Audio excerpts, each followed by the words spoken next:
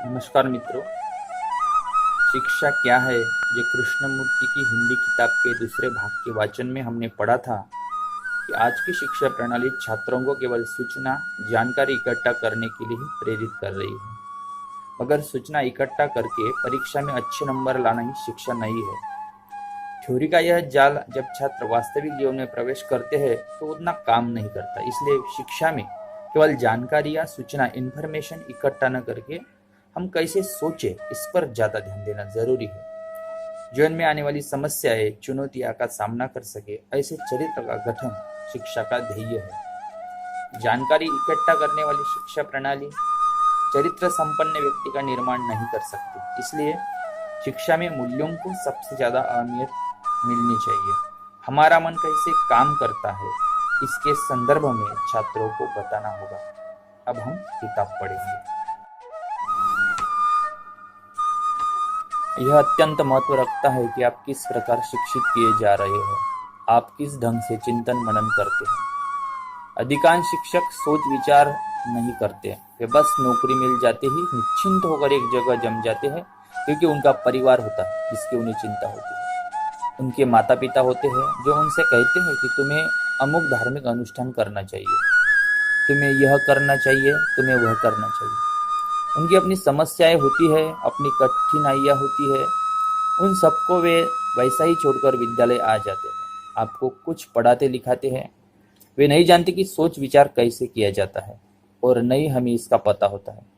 इस प्रकार के विद्यालय में निश्चय ही आपके लिए, शिक्षकों के लिए, हम सबके लिए, जो भी यहाँ रहते हैं उनके लिए बहुत जरूरी है कि जीवन की सारी समस्याओं पर विचार किया जाए, उन पर चर्चा की जाए, उनका पता लगाया जाए, उनकी जांच पड़ताल की जाए, छानबीन की जाए, ताकि आपका मन इतना सतर्क हो जाए कि आपको दूसरों का अनुकरण न करना पड़े।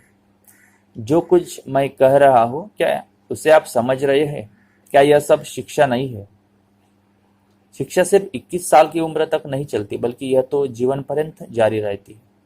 जीवन किसी नदी सा होता है और कभी स्थिर नहीं होता, सदैव गतिशील रहता है, सदैव जीवंत और समृद्ध होता है। जब हम समझते हैं कि हमने नदी के एक हिस्से को समझ लिया है और उस हिस्से को कसकर पकड़ कर रखते हैं, तो वह सड़ा हुआ पानी होता है, क्योंकि नदी तो प्रवाह में रहती है। नदी की सारी गतिविधियों को, उन सारी चीजों को उस पर हो रही है ध्यानपूर्वक देखना, समझना, उनसे सीधे संपर्क में होना, यही जीवन है, और इसके लिए हम सभी को तैयार होना है।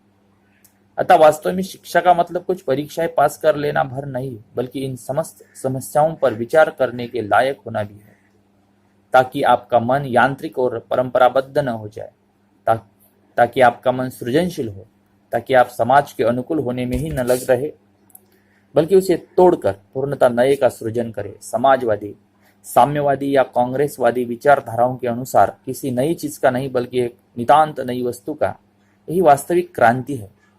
क्योंकि शिक्षा का तात्पर्य आखिरकार यही तो है कि आप स्वतंत्रतापूर्वक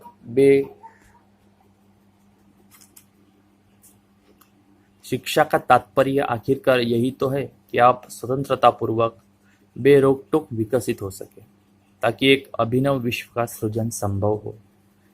पुराने लोगों ने कोई सुंदर संसार नहीं बनाया है, उन्होंने तो उसे और भी अस्त व्यस्त कर डाला है। क्या शिक्षा का और शिक्षक का यह कार्य यह देखना नहीं है कि आप स्वतंत्रतापूर्वक विकास करें, ताकि आप चीजों को बदल सके, और यह न हो कि जैसा अधिकांश लोगों के साथ होता है, आप भी संवेदन शून्य और जड़बुद्धि होकर एक दिन यूं ही मर जाए। इसलिए मुझे और हम में से अधिकांश लोगों को जो इन बातों के प्रति गंभीर है, यह महसूस होता है कि इस तरह के स्थान द्वारा एक ऐसा परिवेश निर्मित हो, एक ऐसा स्थान हो जहां आपको प्रभावित, संस्कारित और प्रशिक्षित किए बिना ही विकसित होने का हर अवसर मिल सके, ताकि आप जब इस जगह को छोड़कर जाए तो प्रज्ञापूर्वक और निर्भयता से जीवन को जी सके। अन्यथा इस स्थान की कोई महत्ता न होगी। यह भी उन्हीं सड़े गले अन्य विद्यालयों जैसा होगा। शायद उनसे यह कुछ बेहतर होगा, क्योंकि सौभाग्य से एक सुंदर जगह पर स्थित है। यहाँ के लोग अधिक सौहार्दपूर्ण है, वे आपको मारते पीटते नहीं, भले ही वे अन्य तरीकों से आपको प्रताड़ित करते हो, हमें एक ऐसे विद्यालय का निर्माण करना चाहिए जहाँ छात्रों का दमन न किया जाए, उन्हें बंधन में नहीं रखा जाए तथा हमारी धारणाओं के द्वारा हमारी मूर्खताओं और भयों के माध्यम से उनका शोषण न किया जाए, ताकि वे जैसे जैसे विकसित हो अपने वैयक्तिक मामलों को समझने लगे और विवेकपूर्वक जीवन का सामना करें। आप जानते हैं इन सब चीज़ों के लिए क्या आवश्यक है? इसके लिए केवल प्रतिभावान जीवंत छात्र ही नहीं बल्कि वैसे ही सही प्रकार के शिक्षक भी चाहिए। न तो ठीक तरह के शिक्षक है और न ही ठीक तरह के छात्र है, ये सभी जन्मजात नहीं होते। इसके लिए हमें संघर्ष करना होता है, विचार विमर्श करना पड़ता है और तब तक प्रयास करना पड़ता है जब तक कि यह घटित न हो जाए। आप जानते हैं कि सुंदर गुलाब उगाने के लिए आपको अत्यधिक प्रयत्न पूर्वक उसकी देखरेख करनी पड़ती है। कविता लिखने के लिए आपके पास एक भाव दशा होनी चाहिए, उसे रचने के लिए आपके पास शब्द होने चाहिए।